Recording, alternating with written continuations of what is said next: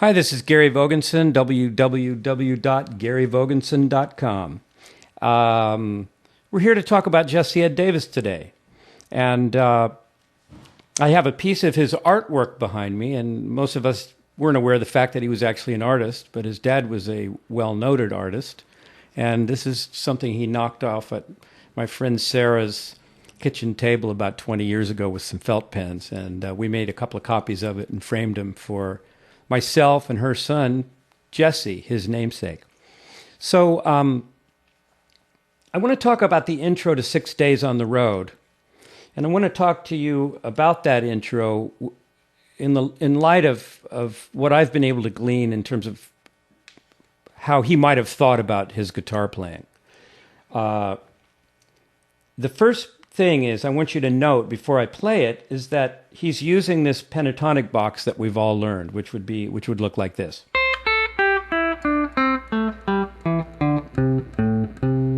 And that could either be A minor pentatonic, if I use an E form A minor chord here like this,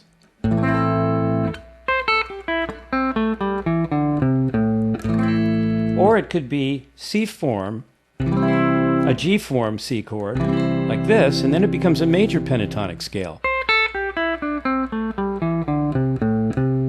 So that's the same pattern working over two different chords, C major and its relative minor, A minor.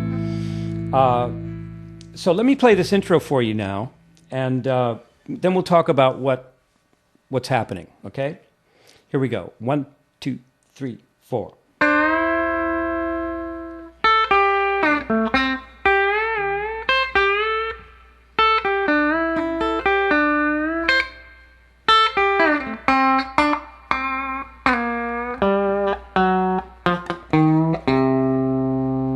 There's your intro. We've heard it. Those of us who love that music, we've heard that 100 times. Pete Anderson, who produced Dwight Yoakam, has stated that that was his entree into the world of country guitar playing. And I can honestly say the same thing. From there, I went on to develop some of those licks a little further and turned them into steel guitar licks. So, I would play stuff like this, like using the volume control.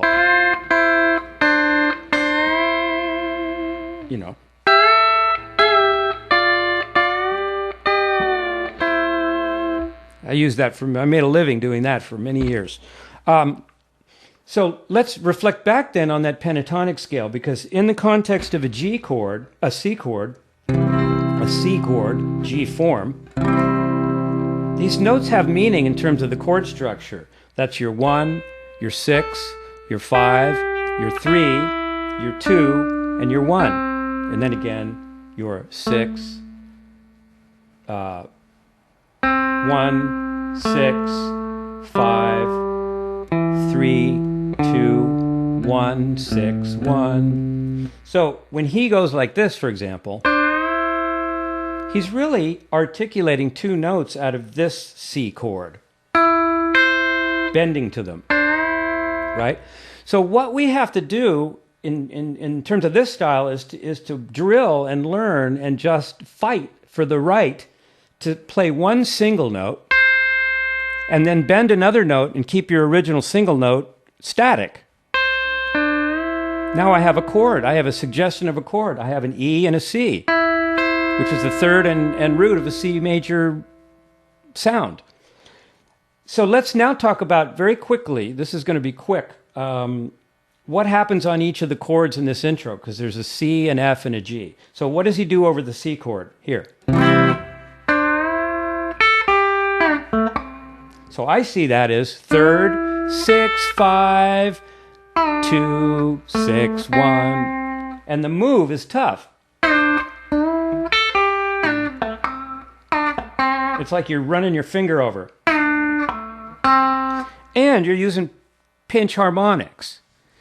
Then he goes to the 4 chord, where he plays, or the 4 chord here. Here's 1, here's 4. And then he goes. Then back to the 1 chord. He goes. That's his back to his 1 chord. And then the 5 chord, which was going to be G7. Let's see. Yeah, he plays that same lick over the 5 chord. And then he goes to the riff.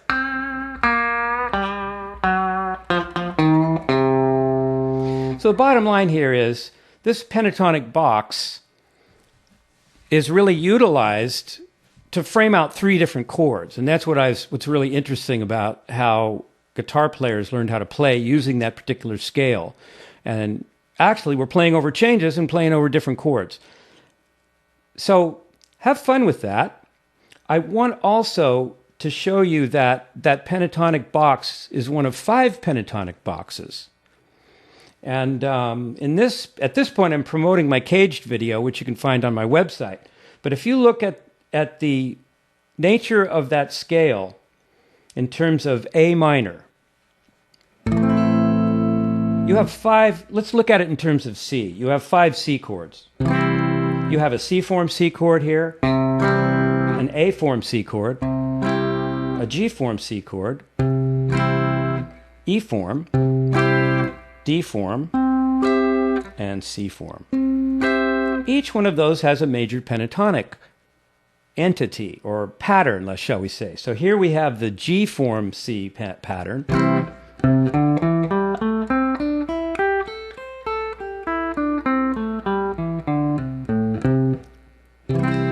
And then you have, let's say we'll go, I'm not going to give you them all, but let's say we go to E. We can play that same scale here using those chord tones.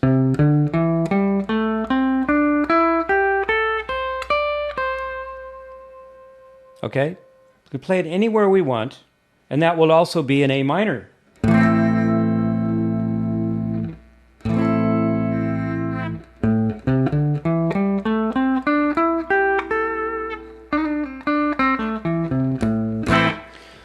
These patterns are the architecture of how we all want to play, and I suggest learning them. I do have a caged DVD that you could purchase, which explains these caged forms in regard to major, minor, and dominant chords. So you have C majors,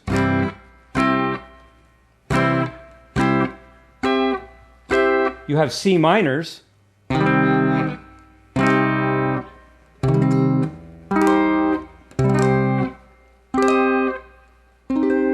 and you have C dominant 7s with a B flat in it.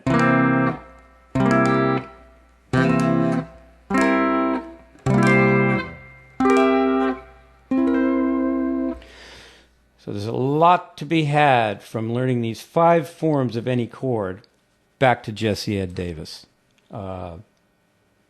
Nobody played with the taste and finesse that he exhibited in those early days of rock and roll recording. Sometimes the tuning was a little off. It was rough and raw. But in the end, he's one of the guys who really inspired a lot of us to move into country guitar and use a Leslie speaker on recordings. And the guy never missed on those first 3 Taj Mahal albums. So feel free to correspond with me. That's my little spiel on the intro to 6 Days on the Road, and thanks for watching.